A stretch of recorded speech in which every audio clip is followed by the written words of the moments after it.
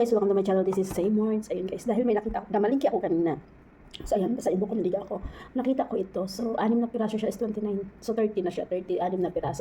Ang tawag niyan dito is Saphodelia. Saphodelia. Hindi ko alam kung tama yung pronounce ko. Saphodelia, China, Saphodelia. Ayan. So ang ano niya, ang benefits nito is prevent diarrhea, anti-depression, health strength bone, preventing cancer, anti-inflammatory, stop bleeding. Marami siyang benefits sa katawan. Ang dami niyang benefits. So good for the eyes, anti-depression din daw siya, preventing cancer, prevent bacteria. Ngayon ko lang 'to nalaman, stop bleeding and the other benefits.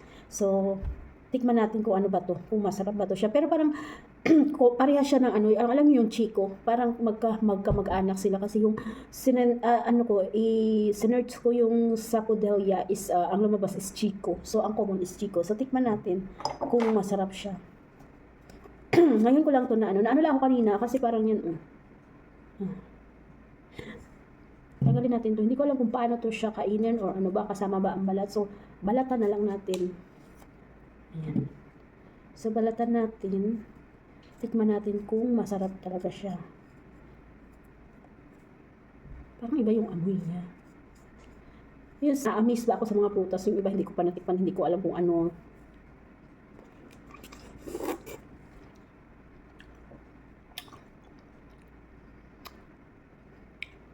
Napaka-juicy niya. Napaka-juicy niya, tapos yung taste niya is parang melon. Alam niyo yung melon na nilalagay sa tubig. Parang ganito siya. Tapos may iba pa siyang taste na kakaiba. O hindi ko lang siguro siya nakakain, kaya parang iba yung panlasa ko siya iba.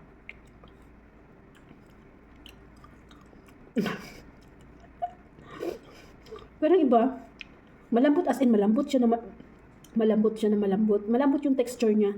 Pero parang siyang crunchy. Kung tingnan mo, parang ang lutong niya sa labas, no? Pero pag kakainin mo siya sa loob, ang ano niya, napakalambot. Parang siyang melon. Ang texture niya is melon. Ang juicy niya is parang siya ding melon. Para din siyang melon yung pagka-juicy niya. Tapos yung taste niya, parang may halong melon at ewan ko, ano bang taste nito?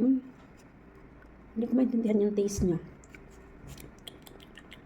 Pero mas maganda daw siya.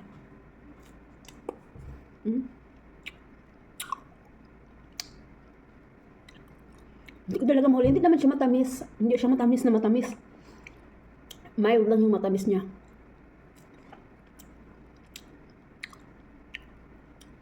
Diba ang melon is matamis? Ito.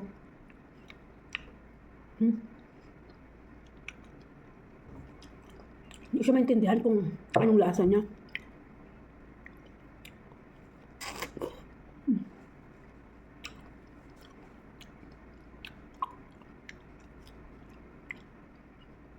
Saphodelia.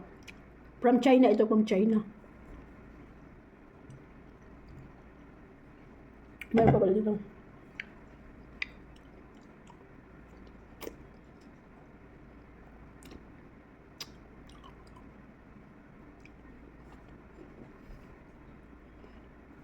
Pandalawa. Meron siyang sa gitna. Para siyang buto. Meron siyang buto na parang ganyan siya. Diba? Parang siyang buto. Hindi naman siya parang Chico. Ang lasa niya is hindi talaga siya Chico. Yung lasa hindi Chico yung lasa niya. Pero ang juicy niya, as in yung tubig niya. Yung tubig niya, ang dami niyang tubig sa loob. Mayroon akong bisita, dadating yung kapatid niya maya, nalas-dos daw.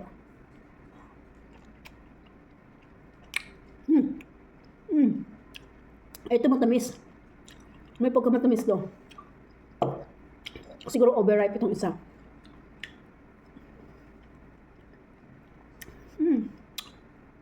Ang tamis niya. Sa isang piraso, parang daming puros tubig siya, parang puro tubig. No, ang tubig. Ang tamis. Hindi ko ma-explain yung ano niya, hindi ko ma-explain yung taste niya. Para siyang melon, na parang mayroon siyang gamot na kasama.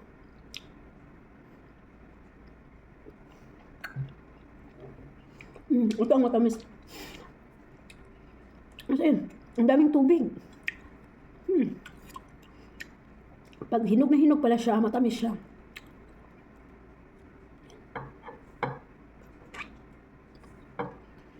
Ang sarap.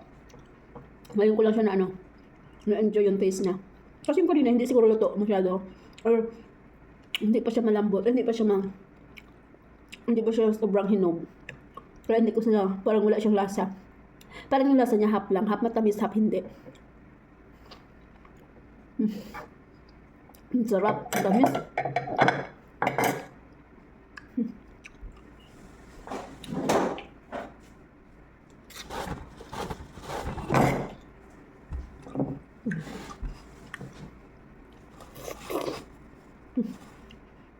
Kasi ang dami ng tubig.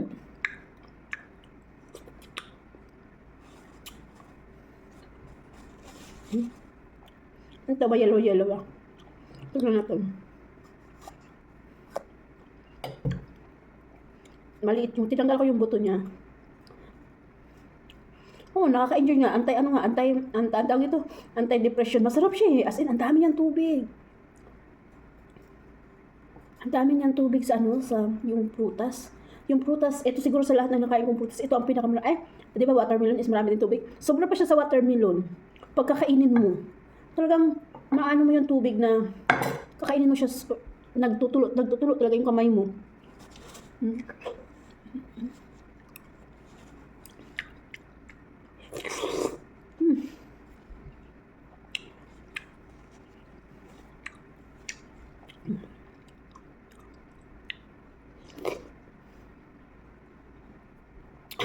Nag-enjoy na nga ako dito. Masarap siya. Puro tubig siya.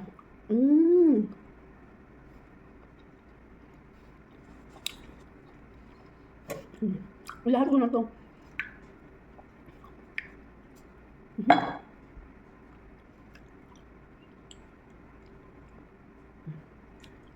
Ay, buto. Ay, ang sarap pala nito. Well, ano lang din to ng seasonal. Seasonal ko lang siya nakikita, hindi malimit. Ngayon, marami na namang persimmon. Masarap din yung persimmon. Ayan.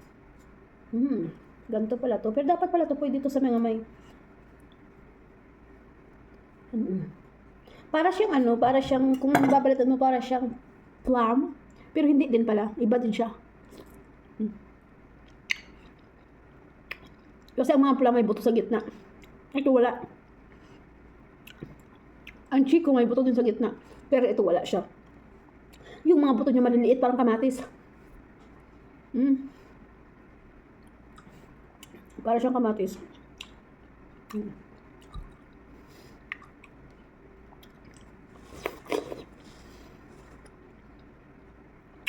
Ayan.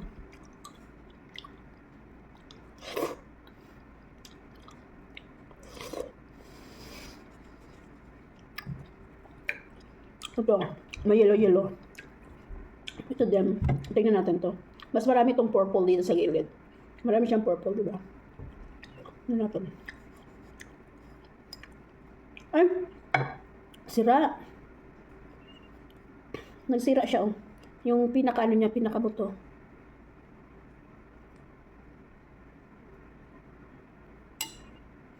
Pero nasira siya. Huwag na to. Parang nasira siya. Ito na lang tayo. Ayan o, magkaiba sila o. Diba? Ito is, may sira sa gitna. Tapos ito yung ganito dapat. Pero okay pa man to. Pero tingnan ko maya. Pero parang ayoko na. Nabusog na ako. Nabusog kasi 5 ang nakain ko. 5 piraso. Ay, hindi pala. 4 pa lang. 3 kasi yung isa sira. Tapos ito ang pang 4.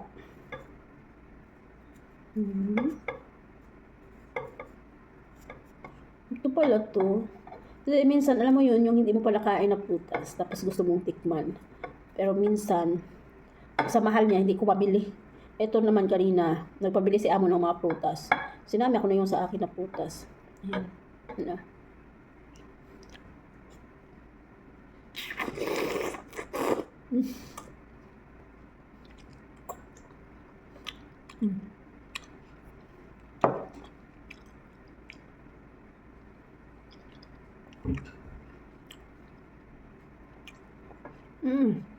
Nakakabusog siya. Nakakabusog, puro tubig.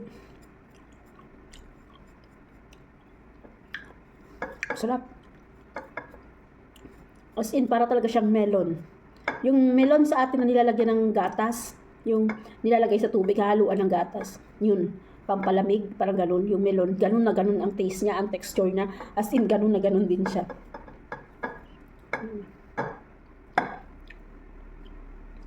Tanggalin natin ang gitna. Ayan.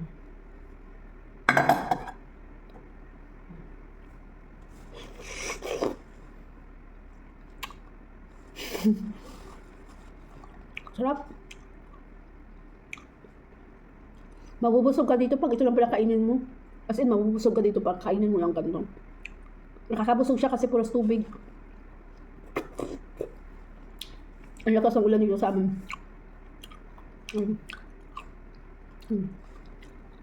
Sarap.